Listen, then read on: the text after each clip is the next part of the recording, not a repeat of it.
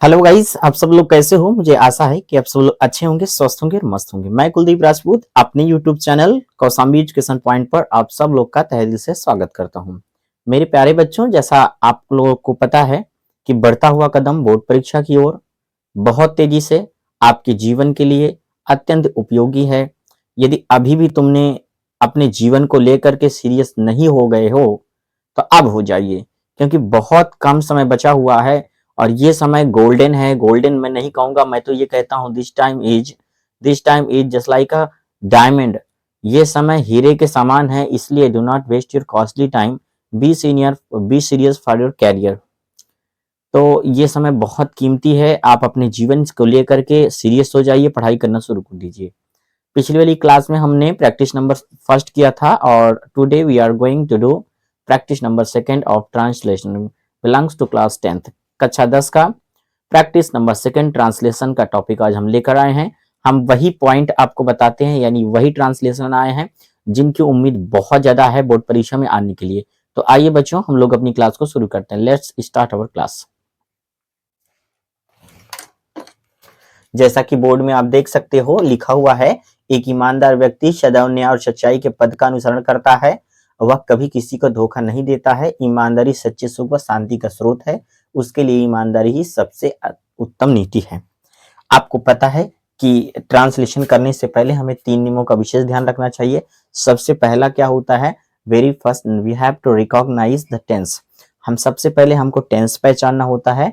Tense कैसे मिलता है वाक्य के अंत में देखेंगे और फिर हम टेंस का पता लगाएंगे। टेंस का पता हो जाने के बाद हम उसी टेंस के हेल्पिंग और मेन वर्ब का पता लगाएंगे और फिर टाइप्स ऑफ सेंटेंस, फिर जैसा सेंटेंस होगा फार्मूला अप्लाई कर देंगे। Automatically the translation will be completed easily. Okay, आइए देखते हैं। देखिए, एक ईमानदार व्यक्ति सदैव न्याय और सच्चाई के पद का अनुसरण करता है। जिस वाक्य में ता है, ती है, ते है, प्रेजेंट इंडेफिनिट, सहायक क्रिया डू और डज होती है बच्चे, और मुख्य क्रिया की first form. This sentence goes to affirmative, यानी कि इस सेंटेंस में कहीं पर नेगेटिव वर्ड क्वेश्चन मार्क नहीं है और क्वेश्चन वर्ड भी नहीं है, इसीलिए ये अफर्मेटिव है। अफर्मेटिव सबसे पहले सब्जेक्ट होता है। सब्जेक्ट का पता मुक्रिया से कौन का प्रश्न करने पर मिलता है। मुक्रिया कौन सा होता है, मुक्रिया का मतलब वह शब्द जिससे काम का पता चलता है। अब इसमें कौन सा काम हो रहा है, अनुसरण करना। चलो, कौन अनुसरण करता है, एक ईमानदार व्यक्ति। तो हो जाएगा बच्चे एन ऑनेस्ट। अगर आपका मन है तो मैन लगाओ, मन नहीं है तो पर्सन लगा सकते हो। ठीक है, एन ऑनेस्ट मैन अथवा एन ऑनेस्ट पर्सन। ठीक है ना। फिर इसके लिए ये सब्जेक्ट सिंगुलर, इसलिए डज आएगा। डज आएगा तो डज गायब होगा, और जब डज गायब होगा तो मुक्रिया में क्या लगेगा, एस या ईएस। अनुसरण कर का मतलब होता है फॉलो करना। क्या करना बच्चे, फॉलो करना। तो हो जाएगा FOLLOWS, फॉलोज। ठीक है ना। अनुसरण करता है, क्या अनुसरण करता है, क्या कहता है, क्या अनुसरण करता है। चलिए तो आगे बढ़ते हैं हम लोग। क्या है, एक काम करते हैं, यहां पर सदैव दिया है। एक काम करते हैं, सदैव दिया है, आइए सदैव को पहले लिख लेते हैं, हम बताएंगे बाद में तो आपको दिक्कत नहीं होगी। ऑलवेज फॉलोज, ठीक है ना। और क्या अनुसरण करता है, न्याय और सच्चाई के पथ का। ठीक है ना। तो फॉलोज पथ की अंग्रेजी हो जाएगा बच्चा, मतलब मार्ग हो जाएगा, फॉलोज द पथ। ठीक है ना। वे भी लिख सकते हैं आपको जरूरत पड़ने पर। न्याय और सच्चाई, न्याय की अंग्रेजी हो जाएगा ऑफ जस्टिस, ये एंड है, ठीक है, शॉर्ट वाला, एंड ट्रूथ। ठीक है ना। अब सुनो, एन ऑनेस्ट मैन अथवा an honest person always follows the path of, always the follows the path of justice and truth. अब सुनो हमारी बात, हम ऑलवेज यहां पर लिख दिए थे ताकि आपको भ्रमित ना लगे। सदैव हो, केवल हो, अभी हो, अब हो, ये जहां भी हिंदी में लिखे रहे वहीं पर इनकी अंग्रेजी लिख देते हैं। ठीक है ना। तो देखो, व्यक्ति के बाद था इसलिए हमने व्यक्ति के बाद लिख दिया था। अगर आप ऑलवेज को सबसे लास्ट में लिख देते तो भी सही हो जाता। समझ में आया कि नहीं आया। लेकिन प्राय ऑलवेज वगैरह, ऑफन वगैरह सब्जेक्ट के तुरंत बाद ही लिखते हैं। चलिए आगे बढ़ते हैं। वह कभी किसी को धोखा नहीं देता। कौन धोखा नहीं देता, वह की अंग्रेजी क्या हो जाएगा बेटा, ही हो जाएगा। ठीक है। फिर सहायक क्रिया आएगी डज, क्योंकि ही है। ठीक है ना। अच्छा, डज आएगा, डज तो आना चाहिए, ये देखो हमने लगा दिया।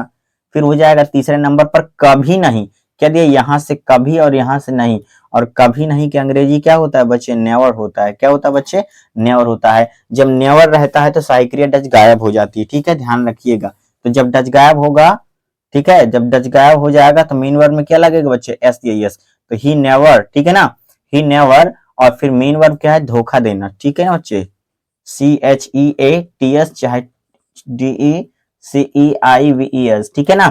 चाहे आप डिसीव्स लिख लो अथवा चीट्स लिख लो, as it's depend on you what you write. He never cheats अथवा ही नेवर डिसीव्स, और क्या देखो क्या धोखा देता है, किसको धोखा देता है, किसी को, किसी को हो जाएगा बच्चा एनीवन अथवा एनीबॉडी, एनीवन, ठीक है ना, जैसी आपकी इच्छा हो, एनीबॉडी अथवा एनीवन, समझो। ही नेवर चीट्स एनीबॉडी अथवा ही नेवर चीट्स एनीवन, तुम्हारी जैसी इच्छा हो। ही नेवर डिसीव्स एनीवन या एनीबॉडी, ठीक है ना, वो कभी किसी को धोखा नहीं देता है। ईमानदारी सच्चे सुख व शांति का स्रोत है। इज़ामार का प्रयोग, कौन स्रोत है, ईमानदारी।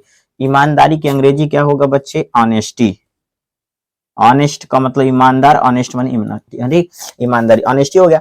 अब यहाँ पर है की अंग्रेजी इज लगा देंगे बेटा, फिर हो जाएगा वापस चलना है, स्रोत, स्रोत का मतलब हो जाएगा सोर्स,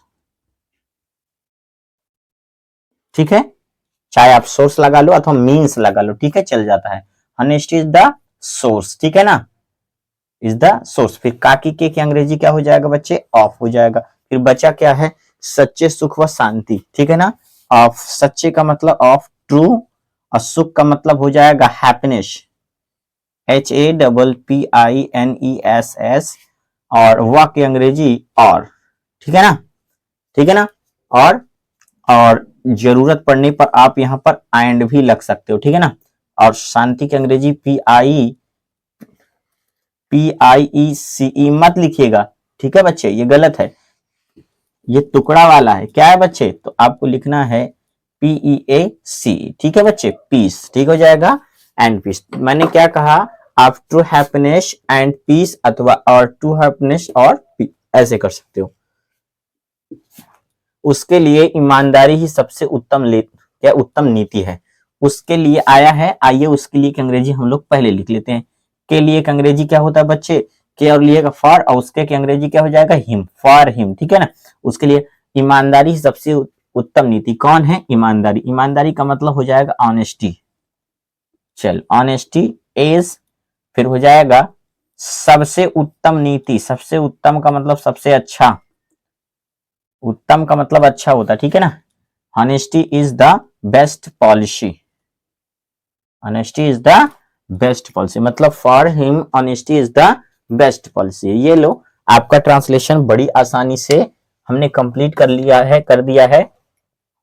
मुझे आशा है कि आपको बहुत अच्छे ढंग से समझ में आया होगा, और ये सारे ट्रांसलेशन को आप हल्के मत लीजिएगा, ये ट्रांसलेशन आपके बोर्ड परीक्षा के लिए अत्यंत उपयोगी है। जितना आप इनका प्रैक्टिस करोगे, कहीं ऐसा ना हो कि यही ट्रांसलेशन आ जाए और आप एक भी भी उसका रिवीजन ना करें और परीक्षा में आपको बहुत प्रॉब्लम हो जाए इसे ट्रांसलेट करने में। तो मुझे आशा है कि आप ऐसा करेंगे, यानी रिवीजन करेंगे जैसा मैं आपको बता रहा हूँ, ठीक है। तो ये पैसेज कंप्लीट रहा, फिर मिलते हैं अगली वाली क्लास में।